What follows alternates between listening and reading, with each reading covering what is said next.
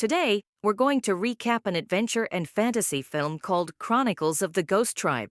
So stay tuned and let's dive into this recap together.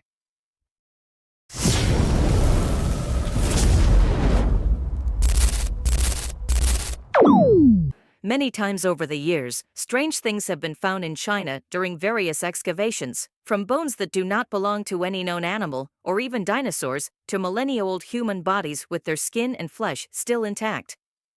One of the scientists involved is Professor Yang Xiaolin, who in 1978 inaugurated Department 749 in the Kunlun Mountains, a special team dedicated to specifically unraveling the secret behind all these mysterious discoveries. 1 year later, in 1979, we meet Bayi, who is one of the many soldiers working hard on the mountain excavations. The work is exhausting and he often falls from pure fatigue, but Professor Yang's daughter, the young Yang Ping, is always there to support him and help him regain his strength. Bayi meets her at that moment, but he says he felt like he had known her for a long time. The two have a bond that makes their friend Sang Sun jealous. Then we see the team pulling out of one of the excavation tunnels, yet another giant skull they found from some unknown beast. Bayi tries to approach it curiously, but is stopped by one of the guards. When suddenly the cave starts shaking and explodes out of nowhere, generating a destructive shock wave that is sweeping everything in its path, devastating the entire camp. The soldiers, led by Officer Han, prepare to fight, but the only ones to come out of the cave are Professor Yang and some workers. However, this incident is not a complete loss. An alternate path is opened up inside the mountain, so they will send a special team to accompany Professor Yang in the investigation. Yang Pin immediately volunteers to help her father, and this causes Bayi to offer himself instantly as well, which in turn makes Sang Sun also want to go alone, along with several other men who also volunteered. The team enters the cave and follows the discovered path until they come across a giant abyss, which they begin to climb while watching a creature resembling a butterfly flying around them. After a while, they arrive at an ice platform with a deep fissure in the middle, so they also descend through it until they find an unexplored cave full of strange fossils. After wandering for a while, they find an exit where there is a cliff and several mountains, with a larger one standing out among the others. There, Professor Yang tells Bayi that legends say that somewhere in this area is the door to an ancient kingdom belonging to a secret government. However, their conversation is suddenly interrupted when the other soldiers inform them of a very important discovery, a giant footprint in the snow. While Han and the rest of the team finish installing a door at the mountain entrance, Professor Yang and his men begin to follow the trail of footprints to find the beast that left them, which is actually nearby, but they didn't notice it because it blends in with the mountains. Further ahead, the creatures they first encounter are the small flying beings from the cave, but upon closer inspection, they realize that they don't look like butterflies, but rather a strange type of bat. Nothing happens when one of them lands on Yang Ping's arm, but when the professor sees one up close, he realizes that the creature changes color and seems to attack him. But quickly, one of the soldiers grabs it in his hand, and this proves to be a mistake. Then it quickly begins to burn with a blue flame at an alarming speed until there is nothing left but its bones. Soon, they are all surrounded by these bats and the soldiers start shooting to scare them off, but end up losing some men to the blue fire anyway. All those shots make the giant beast go away, or its sudden heavy turn causes an avalanche of snow. This causes the team to run down the mountain for their lives while the snow swallows up many of the soldiers who lag behind, but there comes a point where they cannot continue, as there is an abyss in front of them. They have no choice but to jump, but before that, Professor Yang ties Bayi and his daughter together. The pair falls and the rope gets stuck on a piece of ice and, after moving back and forth a few times, the friction causes the rope to break and they fall. Months later, when he wakes up on a train, Bayi says he does not understand how he survived that fall, especially after losing even more men who died from hitting their heads or being impaled by ice. When he wakes up at the bottom of the abyss, only 14 members remain: Yang Ping, Bayi, Professor Yang, and Sun Sunday. After recovering as many supplies as possible, the very small team now lights some torches and continues their exploration. They come across a huge cave with a tall tower in the middle surrounded by ruins of buildings that Professor Yan calls the Sacred Palace of Kunlun. The tower is said to have 9 levels where demonic creatures were sealed, and that is what Professor Yang has been looking for all alone. He kneels in reverence and lights a candle that is on some kind of altar, creating a high flame that causes a flock of bats to appear and surround the tower with a red glow. Professor Yang believes that Bayi and his daughter can open the door of the tower, so he sends them, and when they enter hand in hand, the professor's theory proves true, as the door opens and begins to glow, while a light appears at the top of the tower, summoning a series of spirits that fill the room. But all of this suddenly disappears when Sang Sun hysterically blows out the candle, not liking the idea of opening and messing with something that has the name of a demon. The cave begins to collapse, so the group leaves before they are caught by the rocks or bats, which are now chasing them. Sang Sun sacrifices himself and stays behind his bait, being killed by the blue fire of the bats, but killing many of them when his body explodes. There is still a flock of free bats, and they go after the remaining trio, who have at least managed to stay some distance away from them. They find an exit, but they can't go far, as it leads them to a very high edge behind a waterfall. The bats catch up to them, and while Bayi tries to ward them off with a torch, they manage to bite him and start a fire on his shoulder. Yang Ping pushes him off the edge so he falls into the water and extinguishes the fire, and she and her father quickly follow him. Bayi and Yang Ping meet underwater, but are quickly separated by another giant creature resembling a dinosaur that captures Yang Ping in its mouth and takes her away. Devastated, Bayi swims out and makes his way back to base in freezing temperatures. The burn on his shoulder is treated while Officer Han tells him that they have found all the bodies of the expedition, except for Yang Ping and her father, so Bayi is the only survivor. He decides to abandon this life and return home, but during the train journey, he continues to imagine that Sang Sun is there with him and his fellow soldiers singing, but he is disappointed when he sees that it is only an illusion, that in reality, everyone is dead. Bayi gets off at a train station near the field and is picked up by his new employer, Mr. Wang, without knowing that Officer Han and the scientist Nin Chendon are looking for him. The year is now 1982, and Bayi starts working at Mr. Wang's library, which provides him a very peaceful life. When they go to have lunch together, Mr. Wang takes him to a local restaurant where Bayi is shocked to reunite with a childhood friend named Wang Kaixian, also known as Fat, who works there with the local band entertaining the customers. Bayi suspects that Mr. Wang brought him there on purpose. While working at the library, Bayi comes across a book from Professor Yang's research, which includes an illustration of the demonic tower, making him realize that opening it has always been the professor's goal and that he always knew that Bayi and Yang Ping could do it, which is why he tried to keep them together and safe. Meanwhile, in Department 749, explorers find a coffin with a living woman inside who bears a striking resemblance to Yang Ping but doesn't remember anything about herself, so they give her the codename Shirley. She is kept locked up and under constant surveillance while receiving treatment. Going back to Bayi, he continues receiving books from Professor Yang at the library with specific pages marked for him. With Fat's support, he becomes obsessed with these legends and spends months studying them, which helps him understand the real history behind them. He discovers that there used to be a humanoid race from the demon world, whose ancestors came from Saturn. They are the successors of both demons and humans, and the tower is their legacy. Supposedly, there should have been guardians protecting the tower, but 10,000 years ago, this race disappeared from Earth because humans finally broke free from the demons' control. There are still some questions he can't find answers to, such as why he and Yang Ping could open the tower, why the professor wanted to open it in the first place, and who keeps sending all these books. 3 years later, in 1985, Officer Han is shocked to learn that his team found Professor Yang alive in the mountains, hiding inside a cave.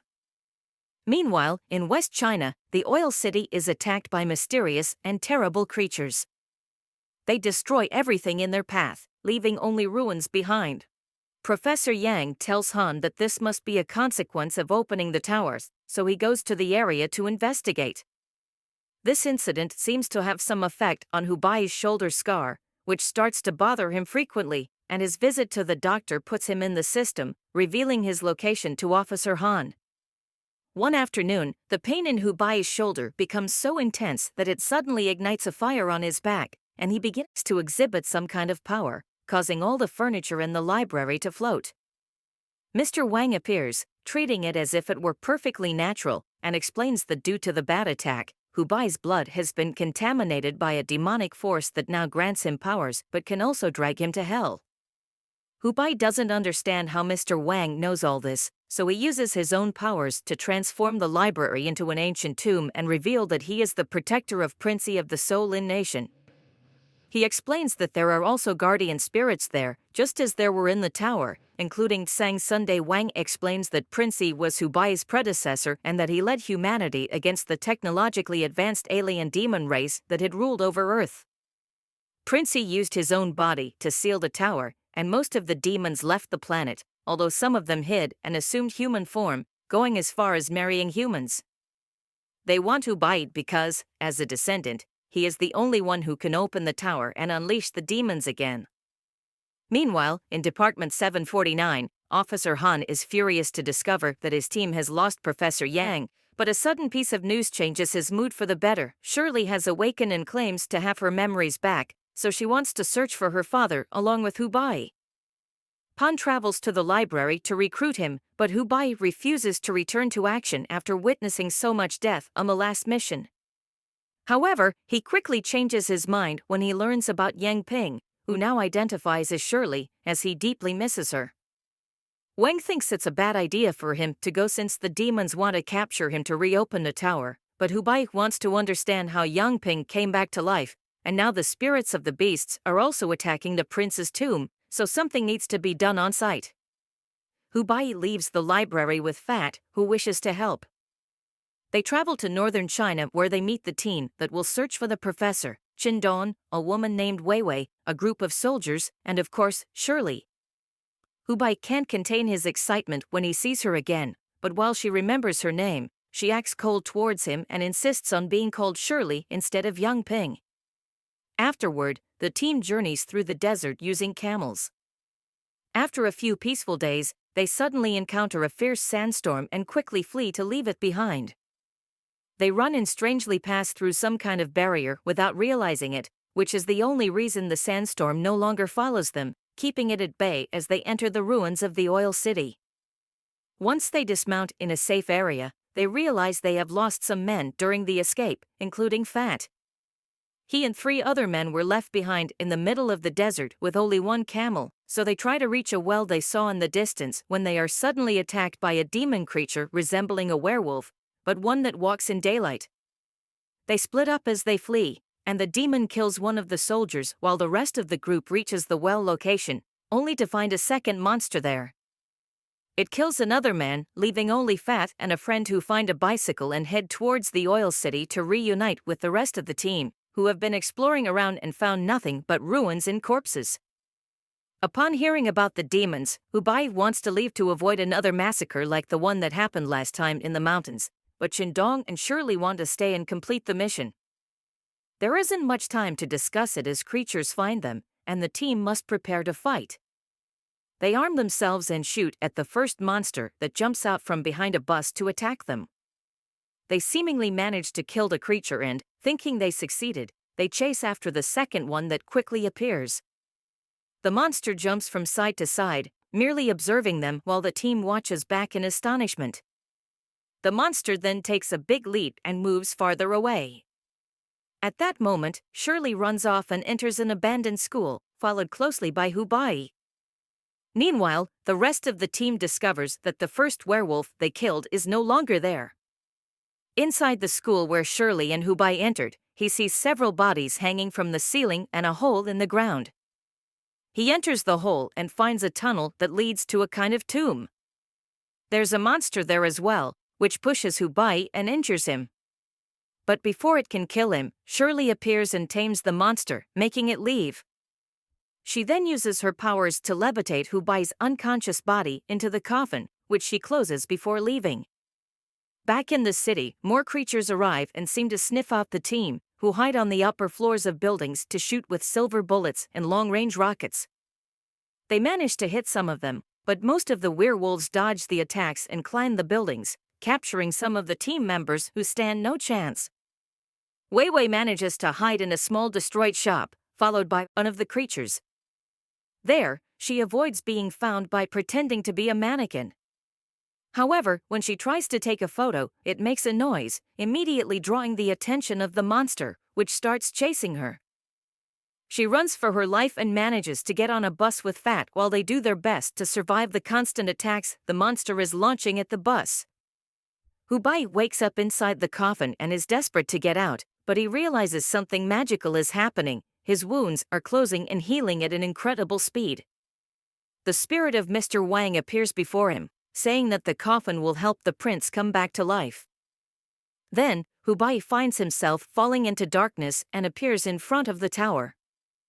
There, he finally discovers what happened to young Ping. The beast that captured her took her to the cave and threw her into the fire, burning her body and making her suitable for the demon queen to possess.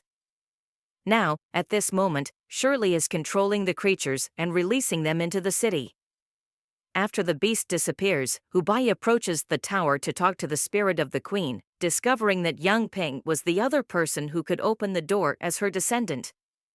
The demon queen refuses to give up Yang Ping's body and points out that killing her would also kill herself. Bayi then vows to find a way to free young Ping, and, laughing at him for it, the queen sends him back to the city. Finding the monster attacking the bus to get to Fat and Weiwei, Bayi quickly eliminates it to free his friends, but he can do nothing for Qindong, who is hanging on the edge of a roof, almost being caught. One of the monsters lunges at Bayi, tossing Fat and Weiwei aside, but Shirley, needing Bayi to open the door of the tower, jumps to his defense, throwing a car at one of the monsters to drive them away. Those who are still attacking their friends are nearby and ready to eliminate them.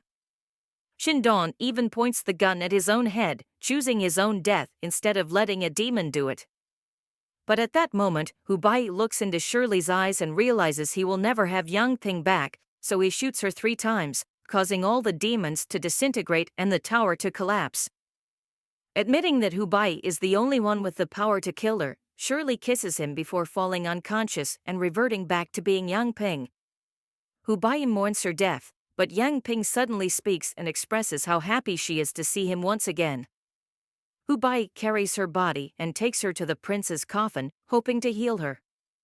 He lies down with her inside the coffin, and as he touches his forehead to hers, he has a vision of her memories. Yang Ping had powers since childhood, including the ability to bring animals back to life, but her mother forbade them from using them. It was only when she saw her mother burning in blue flames that she understood her mother was a descendant of demons who took on human form and married common people. Thus, when they reached a certain age, they would suddenly die in this way from the blue flames. That's why Professor Yang had researched the tower throughout his life. He hoped to one day save his daughter from the fate that awaited her as well. Back in the cave, the only reason they survived the fall was because young Ping used her powers to revive them. Before the connection ends, young Ping tells Bayi that she loves him and asks him not to give up on finding her father. Bayi respects this wish and leaves the desert with his team on camels, ready to continue the search, while a massive beast watches them from afar, indicating that the adventure is not over yet.